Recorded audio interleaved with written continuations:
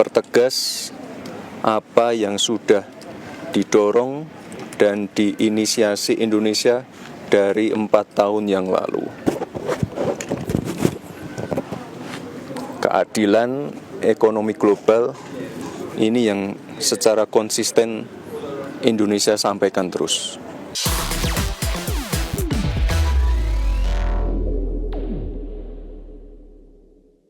Indonesia hadir dalam konferensi tingkat tinggi atau KTT G20 di Johannesburg, Afrika Selatan. Ya, dalam konferensi yang dihadiri puluhan kepala negara ini, Indonesia kembali mempertegas bahwa setiap negara berhak untuk menentukan arah pembangunannya sendiri. Ya, Wakil Presiden Gibran Rakabuming Raka mewakili Presiden Prabowo Subianto dalam KTT G20 Johannesburg, Amerika Selatan menegaskan bahwa Indonesia mendorong pemerataan ekonomi dan keadilan perdagangan, serta kerjasama yang saling menguntungkan secara global. Di mana langkah strategis Indonesia dalam upaya pemberdayaan ekonomi secara global dilakukan sebagai metode terbaik untuk pembangunan negara secara berkelanjutan. Selain itu, Indonesia juga mendorong peran perdagangan dan keuangan dalam mewujudkan pembangunan yang berkeadilan di setiap kawasan benua Asia, Afrika, Amerika, Eropa, dan juga Australia. Menurut Wapres Gibran, Indonesia meyakini pertumbuhan global tidak hanya harus kuat, tetapi juga adil dan inklusif untuk memajukan setiap bangsa. Mempertegas apa yang sudah didorong dan diinisiasi Indonesia dari 4 tahun yang lalu. Keadilan ekonomi global ini yang secara konsisten Indonesia sampaikan terus. Jadi setiap negara berhak untuk menentukan arah pembangunannya. Yang namanya kerjasama, partnership harus mensejahterakan, harus memberdayakan. Seperti yang saya sampaikan kemarin, tidak boleh mendikte, tidak boleh membuat ketergantungan. Selanjutnya, Indonesia secara resmi menyepakati inisiatif Indonesia South Africa High Level Business Council yang digelar di Johannesburg, Afrika Selatan. Ya, peluncuran forum bisnis tingkat tinggi ini sebagai langkah strategis untuk memperkuat hubungan ekonomi Indonesia-Afrika Selatan di tengah dinamika global yang semakin kompleks. Indonesia terus mendorong peningkatan volume perdagangan dan investasi yang saling menguntungkan dengan Afrika Selatan. Untuk itu, Menteri Koordinator Bidang Perekonomian Erlangga Hartarto secara resmi meluncurkan Indonesia South Africa High Level Business Council yang digelar di Johannesburg, Afrika Selatan. Peluncuran forum bisnis tingkat tinggi ini sebagai langkah strategis untuk memperkuat hubungan ekonomi kedua negara di tengah dinamika global yang semakin kompleks. Menko Erlangga menegaskan bahwa pembentukan forum bisnis tingkat tinggi ini bukan sekedar seremoni diplomatik, melainkan bentuk komitmen nyata untuk memperdalam kerjasama ekonomi Indonesia dan Afrika Selatan, di mana saat ini Indonesia dan Afrika Selatan menempati posisi penting dalam perekonomian global. Keduanya merupakan negara berkembang dengan potensi pasar yang luas, sumber daya melimpah, serta pengaruh signifikan dalam berbagai forum multilateral. Afrika ini dianggap sebagai benua masa depan, dengan pertumbuhan cepat, potensi strategis yang mendukung industrialisasi, pembangunan berkelanjutan, dan stabilitas ekonomi global. Apa yang dimulai Indonesia di kepemimpinan di tahun 2022, kini dilanjutkan oleh Afrika Selatan, terutama mendorong inklusivitas, memperkuat peran Global South dalam tata kelola ekonomi global, dan memastikan forum G20 mewakili kepentingan dari seluruh bangsa. Indonesia South Africa High Level Business Council ini menjadi modal kuat untuk memperluas kerjasama yang lebih produktif dan adaptif terhadap perubahan rantai pasok dunia. Selain itu, peluncuran forum bisnis tingkat tinggi ini menjadi simbol penguatan kemitraan ekonomi Indonesia-Afrika Selatan yang lebih progresif, inklusif, dan berkelanjutan.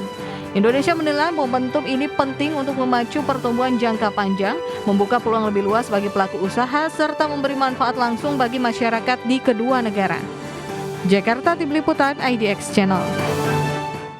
Anggota Dewan Gubernur The Fed, Christopher Waller, mengungkapkan data ekonomi Amerika Serikat yang tersedia menunjukkan pasar tenaga kerja masih cukup lemah untuk membenarkan pemangkasan suku bunga pada pertemuan The Fed di 9 dan 10 Desember mendatang. Meski demikian, dia mengatakan langkah selanjutnya akan bergantung pada rilis data yang akan datang. Waller menyatakan sejak pertemuan terakhir The Fed, sebagian besar data sektor swasta dan data anekdotal menunjukkan tidak ada yang benar-benar berubah, di mana pasar tenaga kerja sedang lemah dengan inflasi diperkirakan akan mereda. Meskipun hal tersebut membuat pemangkasan Desember tepat, namun ia menilai bulan Januari akan sedikit lebih rumit karena banyaknya data yang akan dirilis, dan jika data tersebut konsisten dengan apa yang terlihat saat ini, maka data tersebut bisa dijadikan acuan untuk periode Januari. Namun ia menyebutkan jika tiba-tiba menunjukkan peningkatan inflasi, lapangan kerja atau ekonomi yang mulai membaik, maka hal tersebut perlu diwaspadai. Para Menteri Uni Eropa mendesak pejabat perdagangan Amerika Serikat untuk memperluas implementasi kesepakatan dagang antara kedua pihak yang dicapai Juli lalu, termasuk menurunkan tarif Amerika Serikat terhadap baja Uni Eropa, serta menghapus bea masuk atas produk seperti anggur dan minuman beralkohol. Dalam kesepakatan akhir Juli, Amerika Serikat menetapkan tarif sebesar 15% untuk sebagian besar barang Uni Eropa, sementara Uni Eropa sepakat menghapus sejumlah besar tarifnya terhadap impor dari Amerika Serikat. Menteri Perdagangan Amerika Serikat Howard Lutnick dan perwakilan dagang Jamieson Greer tiba di Brasil untuk menghadiri pertemuan makan siang selama 90 menit bersama para Menteri Perdagangan Uni Eropa. Sebelum pertemuan dengan delegasi Amerika Serikat, para Menteri Uni Eropa menggelar diskusi internal mengenai sejumlah isu mendesak, termasuk pembatasan ekspor logam tanah jarang dan chip dari China yang kian menekan rantai pasok industri Eropa. Dalam kesepakatan akhir Juli, Amerika Serikat menetapkan tarif sebesar 15% untuk sebagian besar barang Uni Eropa, sementara Uni Eropa sepakat menghapus sejumlah besar tarifnya terhadap impor dari Amerika Serikat. Namun implementasi penuh dari pihak Uni Eropa baru dapat dilakukan Maret atau April karena masih memerlukan persetujuan Parlemen Eropa dan negara anggota. Sebuah proses yang disebut Uni Eropa telah membuat Washington frustasi. Sementara itu, di antara isu yang dianggap mendesak oleh Uni Eropa adalah penurunan tarif baja dan aluminium. Amerika saat ini menerapkan tarif 50% untuk kedua komoditas tersebut dan sejak pertengahan Agustus memperluas bea masuk hingga mencakup konten logam dalam 407 produk turunan seperti sepeda motor dan lemari es. Diplomat Uni Eropa memperingatkan bahwa kebijakan tarif terbaru Amerika, termasuk rencana pungutan baru atas truk, mineral kritis, pesawat, dan turbin angin beresiko menggerus esensi kesepakatan Juli. Berbagai sumber IDX Channel.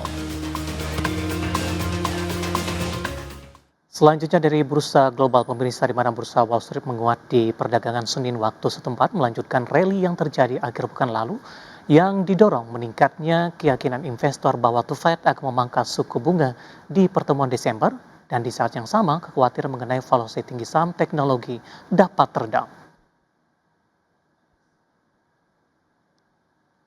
Pada penutupan perdagangan Senin, indeks Dow Jones Industrial Average ditutup menguat di 0,4% ke level 46.448. Indeks S&P 500 melonjak di 1,55% ke posisi 6.705 dan indeks Nasdaq Composite melesat di 2,69% di level 22.872.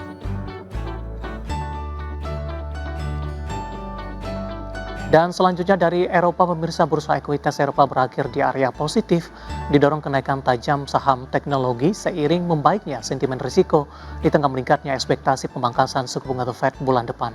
Investor juga mencermati perkembangan rencana pendanaan Ukraina yang menunjukkan kemajuan, di mana indeks stok 600 ditutup menguat di 0,14% ke level 562,88. Indeks DAX Jerman naik di 0,64% ke 23.239, sementara indeks FTSE Inggris melemah tipis di 0,05% ke posisi 9.534.